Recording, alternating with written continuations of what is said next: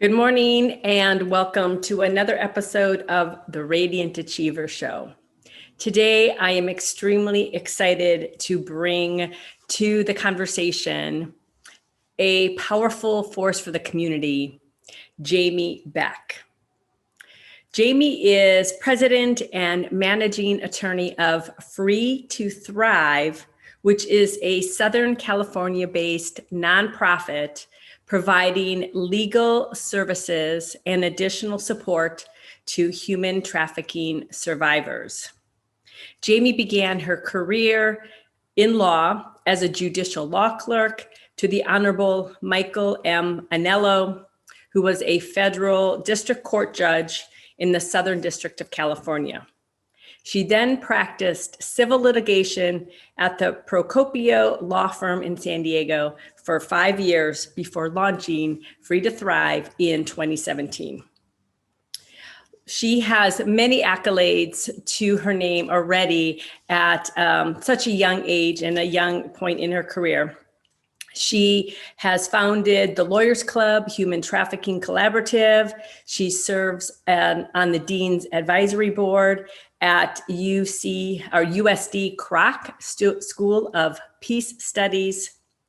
And she has trained over 1,000 attorneys, social service providers, criminal justice partners, and community members throughout the United States on human trafficking trauma and informed practices. She's received the 26th Hope Rising Award and the 2019 Distinguished Alumni Rising Star Award from USD School of Law.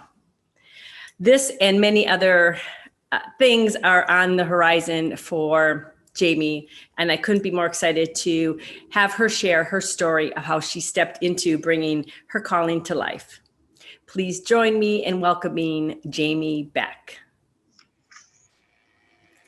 Jamie Beck, welcome to the Radiant Achiever Show today. Thank you. Thank you for having me. You are so welcome. Glad you're here. And I'm so looking forward to our conversation because the work you are doing is powerful. And I'm really curious about your story and to share that with all our viewers and listeners. I'm happy to share. Good. So I say, let's go ahead and dive in if you're ready to take that deep dive with me. Let's do it. All right, perfect. So I always start the same way, as this is the Radiant Achiever Show and it's about women following their calling. I would love to start with, what calling are you currently pursuing, and why is it important to you, and how did it even come to be? So I'm blending a couple questions together here. So it's hard to put into words, but I really feel like my calling and what I'm meant to do with my career and my professional life is to help women of any marginalized group, but particularly in the work that I'm doing now with survivors of human trafficking. And it is such a massive issue impacting our society. And I realized that there's something that I can do to help with, as a lawyer with my law degree, to help survivors who've been negatively impacted in our legal system, to help break down the barriers that they face as a result of their exploitation. And so that's been my calling. And before I came to this work, I never really would have thought of something as a calling. Even saying that wouldn't have resonated with me, 6-7 years ago. And now I very firmly identify with that. Wow. So I read your bio. So you went to law school, you started out in kind of a traditional role. How did you get exposed to what was going on for these victims? And then inside you, how did it stir in you to take action? I always say knowledge is power. And when you learn about human trafficking and how it impacts your community, and I will say, regardless of where you are located, I guarantee you this issue is impacting your community. And most people don't realize that because it's not something we see every day. I think about the issues like homelessness, where if your community is impacted by homelessness, you walk down the street and you see homeless people and wow, this is a huge issue impacting our community. And human trafficking just isn't like that because you don't see it. But once you learn about it, I really believe that you have a duty and an obligation to do something, and we all have something that we can do. And for me, so I learned about it, and I do tons and tons of trainings now, and I learned about it because I went to a training. I went to a training for the legal community about human trafficking, and at the very end of it, I cornered the speakers and I said, "What can I do to help?" And both speakers were prosecutors. One was a state level prosecutor, who's now actually our district attorney in San Diego, Summer Steffen. At the time, she was a deputy district attorney, and a federal prosecutor who was prosecuting human trafficking cases. And both of them said the same thing. They said, as a prosecutor, the victims of human trafficking are not my clients. My client is the government. And so they have all these different legal needs that they need their own lawyers. And you as a lawyer can help by taking cases as a pro bono lawyer. You can help organize the legal community to find attorneys for survivors. And then so I kind of started down this road of taking pro bono cases. And there's my very first pro bono case is a survivor who I call Sarah, and she changed my life because she showed me the how this issue impacts an individual, and how somebody who she had none of the vulnerabilities that we often hear about. She came from a loving two-parent home, born and raised in San Diego, is incredibly intelligent, very good, a really good student, just didn't have all the, some of the things that we kind of will typically think in our minds of like somebody who experiences human trafficking. Her vulnerability is that she was a 16-year-old girl who fell in love with a boy. And she was exploited, and helping her showed me the ability that I have to help others and really put me on this path. Wow. So much to unpack there.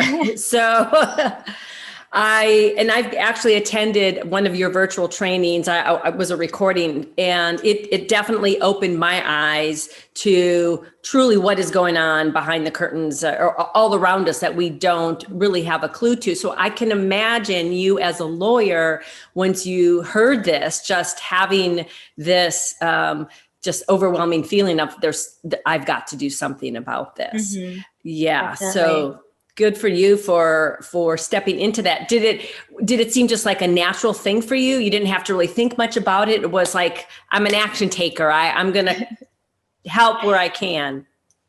It was a journey, and my journey was that I just kept saying yes. I looked for a way to help, and I asked a lot of questions. I think that the most important thing is, if you're getting into a space that you're really passionate about but don't necessarily know a lot about, is ask a lot of questions. And so I just kept saying, trying to learn more about the issue, learn about, well, what can I do to help? And I just kept saying yes. And every time I said yes, it opened up more doors and more opportunities. And I could see my role and my skill set to do this work without somebody having to tell me. I think I'm a far better human trafficking lawyer than I ever was civil lawyer, because it just feels very natural to me. Right. Wow. So I want to go back to even when you were younger.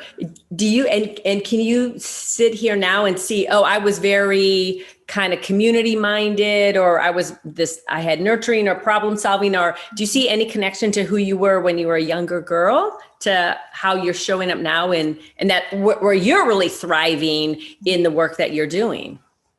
Absolutely. And I spent a lot of time thinking back to kind of what put me on this path, but way before I went to that training. And there's a lot there. I grew up with a single mom who was very community minded. I mean, really always encouraging us to do community service, to give back. I remember I gave a speech at my elementary school graduation about helping the homeless, and about how, and I it's like, I'll never forget it, because I just, looking back on it, I'm like, how was I at, whatever age you are in 5th grade, so in tune with these things that's what I wanted to write my speech about, and about how everybody can do something, whether it's giving somebody a meal that you didn't finish. My mom and I used to, we would go in downtown San Diego, we would go to McDonald's when they had like the, $1 hamburger days or whatever it was. I don't remember exactly. And we'd go buy a bag full of hamburgers. We'd walk around downtown San Diego and give hamburgers out to homeless people.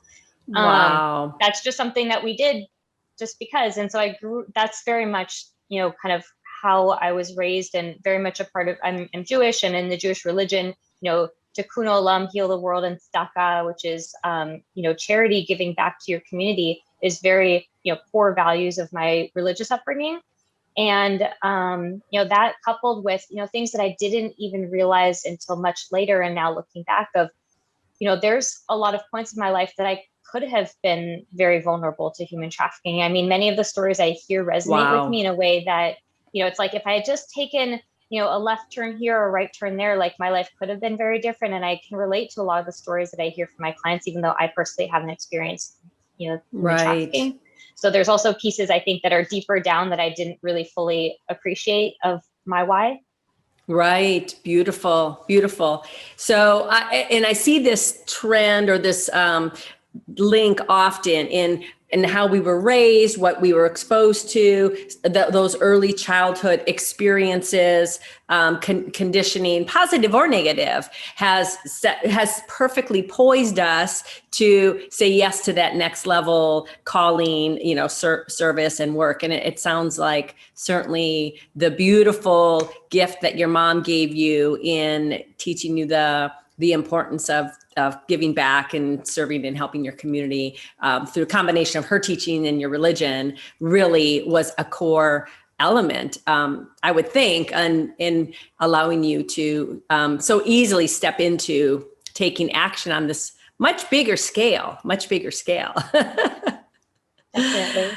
So what were some of the obstacles that you personally faced when you said yes to creating? So you ended up creating Free to Thrive, which is a nonprofit. Mm-hmm. And did you go through some or experience obstacles in saying yes to that, to creating that nonprofit and answering that calling? Absolutely.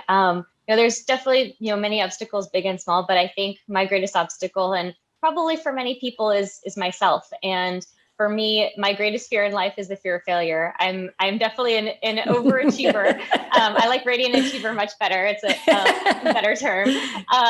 But somebody who, I spent my whole, literally from, my teenage years all the way through, college and law school, I wanted to, kind of break my own family cycles, and education was really important to me and something instilled in me from my mom. And I just was always trying to be successful in whatever I did. And so this fear of failure is something that is a very real fear for me. And I was so scared of, what if it doesn't work, or what happens if it, what if I can't do this? What if I can't raise the money I need to be successful? I don't really know what I'm doing. Like when I first started Free to Thrive, I had no clue what I was doing. Law school does not teach you how to run a business, and running a nonprofit is running a business. Yeah. And there's so many skills that I didn't have when I first started. I didn't really understand the financial side of running a nonprofit. And I was very fortunate that I've had incredible mentors on my board who've really taught me the ins and outs of the business side of running a nonprofit, including how to manage the finances of a nonprofit are extremely complicated. More complicated than a for-profit business, because you have donors who you have fiduciary duties to use the funds that they give you to support your cause, right? And so you have to be very careful with what you use their money with to do. So that was my biggest fear, of just getting over that fear. The day that I quit my job and said, I'm going to do this full time, I'm going to start a nonprofit. And I left this very lucrative and stable law firm job to start a nonprofit with, we had exactly 1 year of funding for my salary. Okay. And not a whole lot of funding for a lot else. And really had to go out and, raise a lot more money to grow it and sustain it. I felt like I was jumping off a cliff. I was like, all right, I'm going to jump and hopefully I will swim. And, if I don't, I'll be okay. But I had to take that leap of faith. Yes. Wow. Well, can you go back to that moment, or leading up to that moment to make that decision? What was your mindset at the time? What was, kind of that guiding, maybe it was your vision that was driving you. It was so strong. What really helped you to take that leap?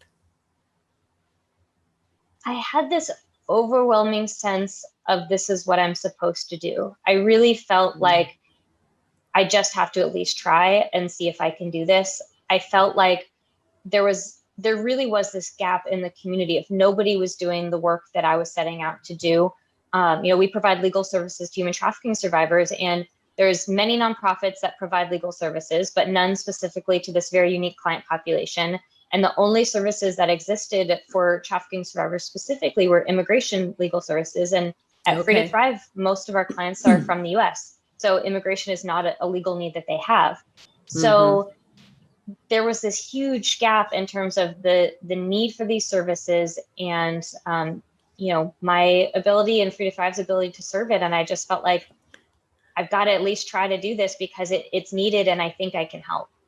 I love it. I love it. It almost became, what came up for me is it's almost this overwhelming feeling of like, it's just this wave picks you up and moves you forward. Like you almost don't have a choice to even doubt it or question it. It's like, you were perfect in the perfect place. You had all, like you said, there were a lot of things you didn't know, but you just, so many things did line up for you to carry you forward into saying yes. Yeah. And one other thing I'll say about that is by the time I actually started it, I mean, I didn't just like quit my job and start a nonprofit. It was about, I'd been doing the work in the human trafficking space for several years, probably like 3 or 4 years at that point. And I spent about 1.5 years in what I call like my R&D phase, where I was researching and developing the nonprofit. I had a business plan. I had been meeting with people around the country, learning about different models, speaking to other nonprofit leaders about how to fundraise and grant write. And I spent a lot of time developing it. So by the time that I started, I really had a very strong vision of what this would look like. And so I think that's why the wave was so great, that now it's perfect. It really did pick me up and carry me, because by then I was so invested. It wasn't just like, oh, I have this idea that I want to do. It's like, I know exactly what this is going to look like. I have the model, I have the vision, and now I just need to do it. So. Oh, I love it. Well, and the thing that impresses me about that is, and I've seen this, like how many women we all know women that have had ideas, and I've been there myself. And it's easy to say, oh, I have this idea, I want to help and I want to serve. But that taking that next step and doing your due diligence to really look at research, feel into what would this look like? How, what would the vision of the work be? How would this impact my life? How would it feel for me in my contribution and my fulfillment? I really got the impression that that 1.5 years that you took just really was you anchoring everything into place and solidifying, like you said, that vision that it was so activated. Like, again, you couldn't help but make it come to life. So I love that approach that you took. And did it just kind of come naturally to do that research? I think so. I mean, thinking about the time or looking back at it, I should say, it's funny to think about that time in my life, because I was working full-time at a law firm, which, anybody who's worked at a big firm knows it's a ridiculous lifestyle. That's not actually a lifestyle at all. It's very, very demanding. I was president of our Feminist Bar Association the year before I started Free to Thrive, which is another full-time job on top of my full-time job. And then I was like doing this like passion project on top of all of that. Wow. And I literally didn't sleep for 1 year. I was working 24/7, because if I wasn't doing my paid job, I was doing Lawyers Club. And if I wasn't doing Lawyers Club, I was working on this. Wow. And it just, I was very, very exhausted at the end of the year, but I was purely in like, I don't even know how to explain it. I was just pushing straight ahead and not even, I wasn't thinking at all about what I was doing. I was just doing all of it and kind of doing the thing I was supposed to do, doing the thing that I was, really amazing opportunity for me and a leadership opportunity on leading the legal community on feminist issues was like a dream come true. It was a really amazing life experience. And then following my passion, all at once. Yeah.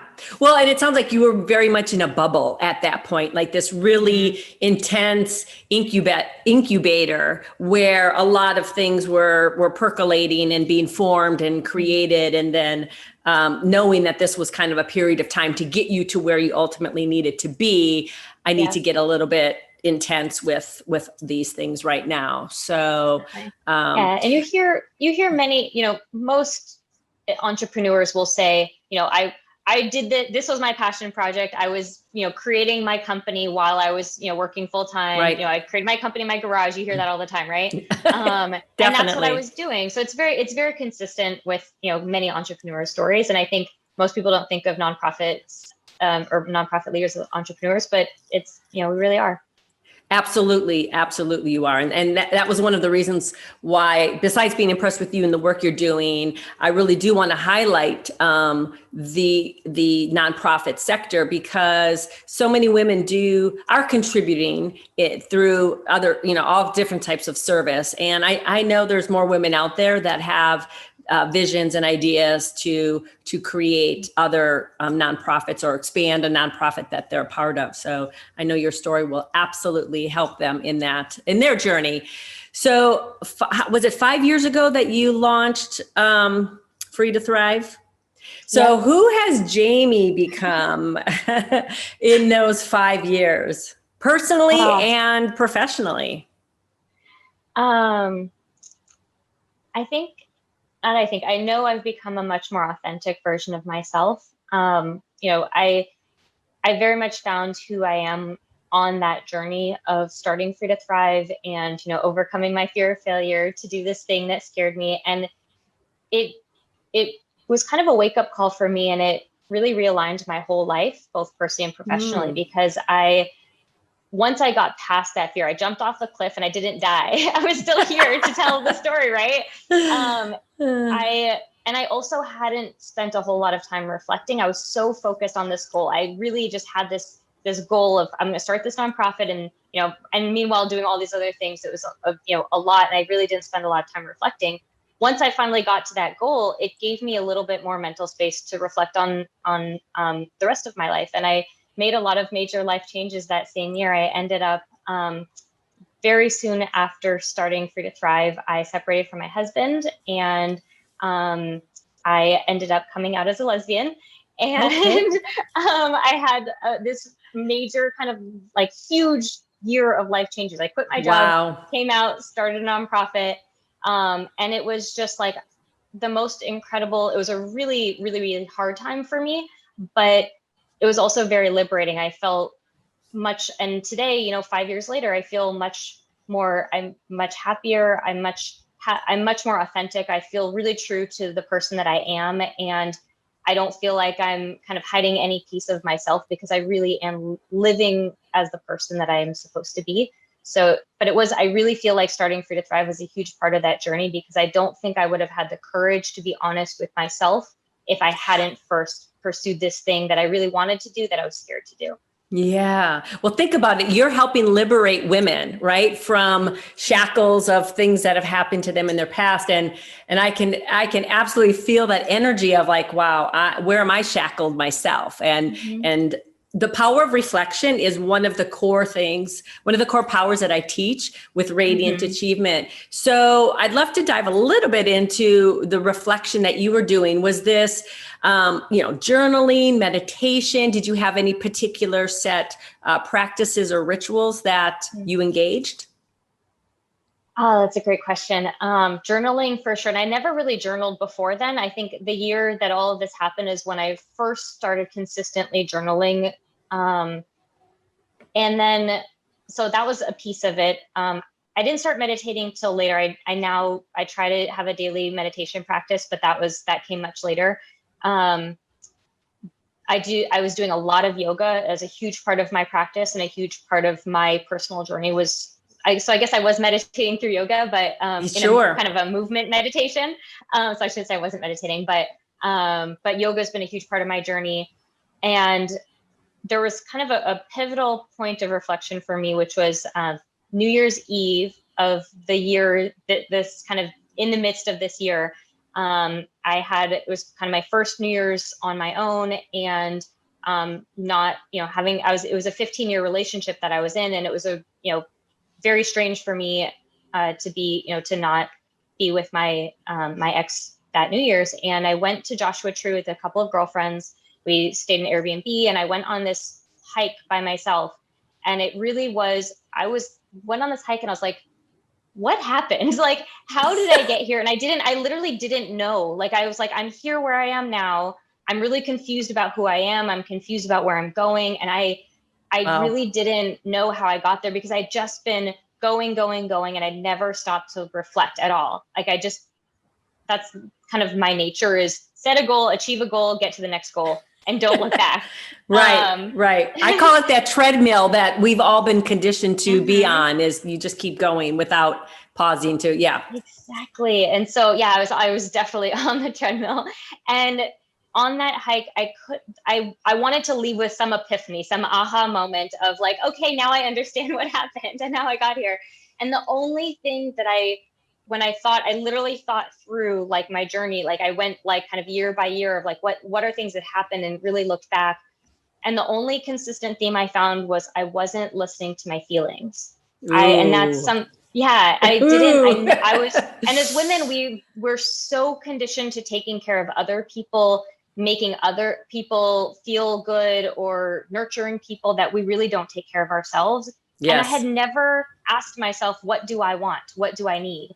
My Jewish upbringing was a part of my journey. My mother raised me to marry a nice Jewish boy. Like that's literally what your Jewish mother tells you, right? Wow. And I did all the things that I thought I was supposed to do. I got a corporate law job because that's what you're supposed to do, because that's the best job you can get as a lawyer. And I did all the things, but I You didn't check the ever ask myself. boxes I of, checked the yes. boxes, and I was just on this Mm-hmm. path for so long, and I never stopped to reflect and say, well, what do I need? What do I want? And I really, really was not good at listening to my feelings and letting myself feel emotions. I'm very Yeah. emotionally suppressed, because it's just we're taught to be strong, right? Right. And as women, as lawyers, there's not a lot of space for feelings, and so I really had to be like, okay, well, I didn't listen to my feelings. Okay, and I said my goal for 20. So this was 2016, 2017 into 2018. And so my goal for 2018 was let myself feel whatever I'm feeling without judgment. And that was Wow. it. And it's been a journey. That was 2018. It's 2021. And I'm still very much working on that, but I've made a lot of progress. But that's been my work for the last 4 years, is let Wow. yourself feel what you're feeling without judgment, and just be open to those feelings, be vulnerable. I struggle with vulnerability. It's so important. I love Brene Brown. She's always talking about Yes. vulnerability, Yes. but it doesn't come naturally to many of us. And so being No. vulnerable and letting myself feel feelings has been a huge part of my journey. And it was the reflection that got me there. Wow. Well, thank you for sharing that journey. I so resonate. Uh, Feeling the feelings, allowing whatever I'm experiencing and acknowledging it, honoring it has been a huge part of my journey. And we definitely have some overlaps. I kind of actually at the same time frame, actually, when I Oh, started some wow. of my evolving to really honoring that. And I want to say and acknowledge you, because you you have given yourself a huge gift, which I assume you're seeing that already in your life. To first to get away with friends. How awesome was that? To take a pause, and I think women often don't realize the power of like taking that sacred pause, what do you call it? A sacred pause, Yeah. a fun pause, just stepping away. I know for myself, some of my most transformational moments is when I got off the treadmill, and because what happened then, you gave yourself space Yeah. for things to bubble up. And as they bubbled up, you observed them and you went into this reflection mode. So how cool to have walked the timeline of your life to see that common thread, and then to make a commitment to really honor what you hadn't been honoring all those years. So kudos to you, Jamie. That's powerful. Thank you. It's so funny that you say that, because I went to this yoga retreat, and I went to this session on the power of the pause. And this woman shared her story of, it wasn't until that she took a significant pause. And for her, she's like, it has to be 2 weeks or more, because it takes you a week just to like rest and recover from all the stress of life. And she Yeah. told a series of stories of like, I took this pause and here's what happened in my life. And then I took this other pause, and it was I went to this retreat after I'd already kind of gone through my own journey. And I realized that I had taken a 2-week vacation literally right before quitting my job, right before separating from my husband. And that 2-week vacation was my pause. Like, it was the first time that I stopped and was like, how am I doing?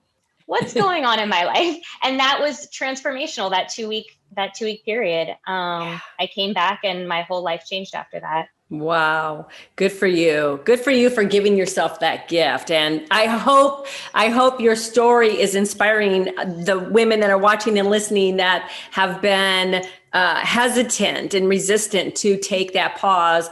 And I know for me, I was hesitant back in the day because I was afraid that my life was going to unravel. I really was. And so it took me a health crisis and a divorce for me to really give myself that pause. So I feel it's much better if we give it to ourselves than being forced, into a pause that can bring additional pain with it. So, but true. either way, there is so much power in that. I love it. I love it. So let's see. What is one, and so you talked about the power of reflection and how pivotal that's been. If you look at your journey of really bringing the nonprofit to life and expanding it and all the beautiful work it's doing today, what would you say has been one inner power that you've engaged to help you really continue in a leadership role to bring that higher vision to life? I love this question. It's another thing that I didn't believe in until it actually happened, which is my power to manifest my destiny. So I very much believe in, the power of positive thinking, the power of, focusing on what you want and what you need, and asking the universe, God, whatever kind of higher being you believe in, for that. And I really was, prior to starting Free to Thrive, I had grown up religious, but I don't think I was particularly spiritual. And becoming like a yogi, starting to meditate and just kind of embracing spirituality during that period of my life really was when I started manifesting my destiny. And I would focus on, this is what what I need, what Free to Thrive needs. And we have this saying at Free to Thrive, which is like, it makes me so happy, which is the universe always provides for Free to Thrive. Because it does. Like, we will literally, like, there's been several moments, I mean, COVID being, one major, moment for us as a nonprofit, of like, when everything shut down, I was beside myself, because I was like, I've worked so hard to get to where we are. We're helping so many people. We're doing this amazing work. And what if we can't make it through this pandemic? How are we going to raise money, during this economic crisis? And how are we going to support our clients through this really challenging time, right? And at first I was just beside myself and very upset. And then I had to, like, put on my big girl pants and, kind of wipe my tears and be like, okay, I'm going to get through this. It's going to be okay. We're going to be okay. And then, just really, really focused on what is it that we need to get through this, and being both strategic about how to get there, but also just very, very mindful. And the universe sent us what we needed and continued to send support in, all kinds of different ways, through people, through funding opportunities that have helped us. I lost one of my headphones. Has helped us, get through this pandemic. Wow. Wow. Well, you hit on one of my favorite powers, and I believe it's a cornerstone or foundational power is that belief that I can create my destiny, my future, my reality. That is something I another similarity. I teach that and speak that all the time. And I love that. It's interesting and how when we get off the treadmill, the more we get off the treadmill and we step into being supported, we step into mindfulness and spirituality and our connection with a higher power, and I love that you even had the smile on your face about your mantra, is how much more joyful and ease-filled and fulfilling our work can be. Definitely. It's so true. And I don't know. I think back to, when I was in in-person yoga classes, like, it really, like, I just remember of, there would be a theme for the class, and I would really, focus all of my energy just for 1 hour around that theme. Right. And it's, they give some general theme and you kind of internalize it of how it, what that means to you. But it was transformational for me to, and there's times that I would personally focus on the same theme for several days or weeks. And it's like, if you really focus your energy around something, it's very powerful. Yes. It's all energy is what I like to say. Yeah, And where we put our energy is where we're going to create. So exactly. we're creating all day long, whether we're conscious of it or not. So what do you want to create? Do you want to create more negativity and sadness and pain, or do you want to create joy and fulfillment and, solutions and things like that? So happiness. Yes. Love it. Love it, Jamie. So speaking of definitions, what does being a radiant achiever mean to you? I think for me, it means finding your true passion and not letting your fear stop you from pursuing that passion. Mm, beautiful. Very simply said, but very powerful. Absolutely. I love it. So there's women out there, Jamie, I can guarantee it, that are listening to your story and are like, wow, I don't think I could ever do that. She's so strong and powerful and confident. What advice would you give to those women that have maybe yet to step into that calling that is stirring within them? Well, first, I would say to them that I didn't feel strong or powerful or confident in these moments of transition and transformation. I mean, I was very fearful. I was very unsure of myself and what I was doing, and I just, kept putting one foot in front of the other. So, it's always easy on the other side, right? Like, with the benefit of hindsight, to look back and be like, look what I did. Yeah. But in that moment, it was a really, I would say, part of it, some of it was, just kind of working really hard on my work with Free Thrive, but everything else in my personal life was a pretty dark time for me of not being really sure of who I was or where I was going, because I didn't really know. So just knowing that those moments are okay, but those are, like, I really believe that those moments in life are the most powerful, like moments of transition, moments of transformation, because those are the pivotal points when you want to have that, like we talked about, like that time to reflect. But also, like, you can determine your destiny in that moment, right? Like, you can look at your life and you see there's something that isn't aligned, there's something that doesn't feel right, and you can actually make a conscious choice to make a change. And the advice I would give is, don't let fear stop you. In that moment, it's very easy to double down on whatever the status quo is. And I remember somebody said to me when I was in that moment, she said, it's very, very hard to depart from the status quo. So if you have a feeling that is making you feel like you need to go in a different direction, that must be a pretty strong feeling. You should probably listen to that feeling. Love that. And one of my all-time favorite books is The Alchemist, and Yes. and that's where a lot of kind of my spirituality actually comes from this book. And I highly recommend it to anybody who is kind of on this journey. It's a very simple story about a boy and his journey, but it has some really deeper meanings and themes. And one of the many themes talks about complacency and the status quo. And the author uses the analogy of a baker, and the baker who had this dream of someday making the to Mecca. And he would always talk about this dream that he had, but he never went. Every year after year, this year I'm going to go, this year I'm going to go, and he never went. And the story keeps coming back to the baker as this analogy for that thing in life that we want to do, that we dream of doing, but we never do because we're too scared. And so my advice is, don't let fear stop you from pursuing whatever that thing is inside of you that you really want to pursue. Beautiful. I love that. A powerful and important message. And one thing I want to add on to that, or talk about onto that, is certainly a big part of your journey and your transformation was that inner journey, right? The inner reflection. And really when things, started to shift for you and you really kind of drew that line in the sand, like, this isn't really who I am, and I'm going to step into really honoring who I am. Part of that is a solo journey, of course, right? And then did you get support? Did you have friends, allies, people that were in your corner with you, encouraging and supporting you along the way? It's yes. And I am so fortunate because I feel like I have a really, really strong support system. And I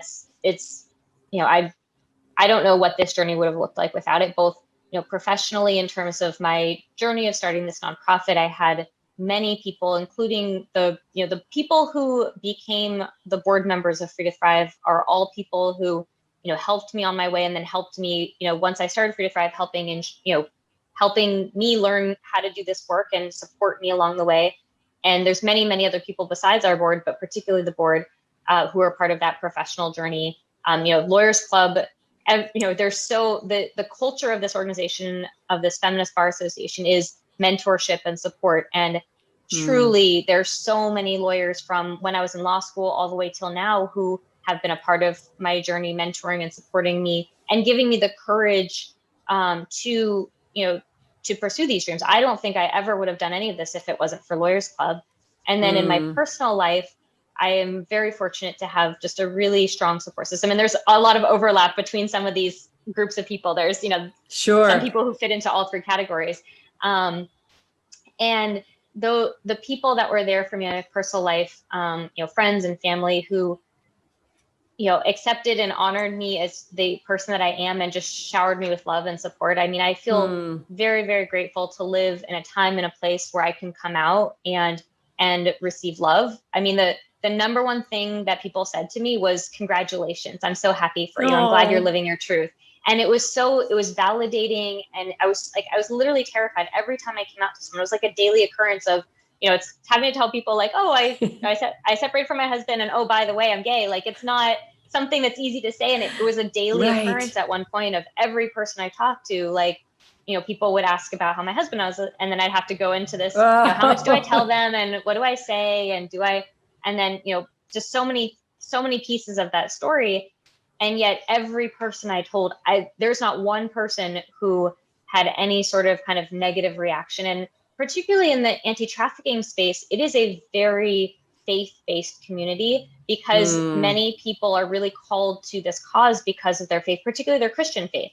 And, growing up in a predominantly Jewish community, I actually haven't had the experience of knowing a lot of like very deeply devout Christians. And I have been so incredibly humbled and like just grateful for the love that I received from my Christian friends who, they're true believers, and their true belief is love everybody, right? And so coming out professionally was really challenging, because I wasn't sure if that would affect Free to Thrive because of, people's different, religious beliefs. And it was so incredibly supportive and loving. So I feel very grateful. That's fantastic. And it's almost, well, like you said, when you went through, and I know I'm kind of going back, but when you were in this Free to Thrive, bringing it to life and really understanding what your vision was and your connection to it, isn't it? I feel like it's fascinating that you stepping up to that calling, and how it really opened up like so many other areas of your life. And definitely. Right. And so it's not, well, I call it that ripple effect. So whether it's, we're setting boundaries with a person in our life, and how then that creates a ripple effect, or we're taking control of our health where we've been not honoring our body and our health, all of these create ripple effects. So I love seeing that cascade, or that, snowball of how the one putting that stake in the ground in one area will just open you wide up to really the fullness of who you are. And I really get that as you speak, like you are living your essence in all ways. And it's still continuing to evolve. I'm not saying we're at a place of perfection, but you can just really rest into like, I am doing and being the best I can today. And just how peaceful that is and joyful that is. And I get that from you. Thank you. And I'm so glad you read my mind, because I was thinking, but it's still a journey. I'm not there yet. Yes, I know. As am I. It's a daily practice, right? It is. It's not like I've arrived. No, we never arrive. And I've been listening to a lot of Abraham Esther Hicks. And the thing that's really been impressed in me, and I think goes along with everything we're talking about, is we're never done. Like we're never done. So especially for the achievers, like I'm like you, I've always liked to achieve something, and then, okay, what's that next thing? I have a different perspective on my life now, knowing that it's infinite. It's limitless on what the potentials are. And I am going to really just kind of anchor into, I'm going to do my best, from a mindful way and a connected to source way to bring things to life, knowing, we can only do so much in this physical lifetime. So it's all good. I love that. Yes. Yes. So Jamie, before we wrap up, I'd love for you to share just a little bit. I think we've got a little bit of time. If you wouldn't mind giving everybody just the name of your website and a little bit about the Free to Thrive and what you do. Sure. Thank you for asking. So our website is freetothrive.org. And it's TO. And, we help human trafficking survivors with their legal needs. I founded the organization in San Diego. We've now expanded and are expanding throughout Southern California, which is really exciting. Wonderful. And, there's a huge need for our services, all over the place. So there's definitely, much more growth coming, but really we help our clients with all kinds of things, from clearing criminal convictions that are related to their exploitation to family law issues. That's a huge need for survivors, is help with divorce, custody, and restraining orders. And, they're very unique family law cases because, our clients, the vast majority of the time, the other party in our family law cases are their trafficker, abuser, or even sex buyer. And so they're really, very contentious and very traumatizing cases for our clients. And so we have specialized family law attorneys whose whole practice is working with trafficking survivors, which is very different. And then we help our clients with open criminal cases, so helping them clear warrants or advocating for them in the criminal cases. And our goal is really to help the criminal system understand that our clients are victims, not criminals. And it's unfortunately too often that survivors are wrapped up in crimes that are related to their trafficking, that the system doesn't understand their experience, doesn't understand them as victims, and instead labels them a criminal. And our legal system is designed in the criminal side to ask what happened and who did it, not why did it happen. And so our role in the system is to really help answer that question of why did it happen? What were the surrounding circumstances? What were all the traumas that person experienced prior to that crime happening, right? And then we have another program that's like civil legal needs, of helping our clients with all kinds of things, from employment law, bankruptcy, personal injury, tons and tons of other things that just are really addressing like all the different needs that they have. So it's a very diverse legal practice. It's, our practice area is human trafficking legal services. So helping human trafficking survivors, as opposed to, a single area of the law.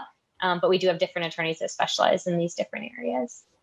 Wonderful, wonderful. And I absolutely encourage everybody to go to your website and watch some of the videos that you have there. They're so informative. And again, it helped really raise my eyes to what is going on. And you never know how it can help somebody to really see a situation that is in front of them and be able to help somebody out. Absolutely. And January is coming up, and January is Human Trafficking Awareness Month. We have a whole campaign that we're going to be putting out on our social media in January. So I encourage everybody to watch for that. Our social media handles are Free to Thrive SD on Instagram, Facebook, LinkedIn, and Twitter. So definitely keep an eye out for that and follow us and engage with us on social media. And just, thank you for this opportunity to share my story and be a little vulnerable. And hopefully inspire others. And if anybody is on their journey and there's something that I can do, to be of support to you, don't hesitate to reach out.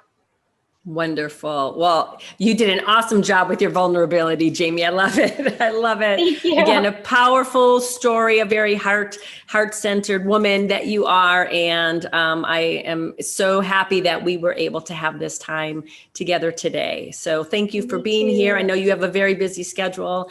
And for everybody that is watching or listening, so many nuggets to help support you in your journey of saying yes to your calling, being involved in your community, and maybe even changing somebody's life by some of the information Jamie shared about what Free to Thrive is doing in the community. So thank you, everyone, for being here today.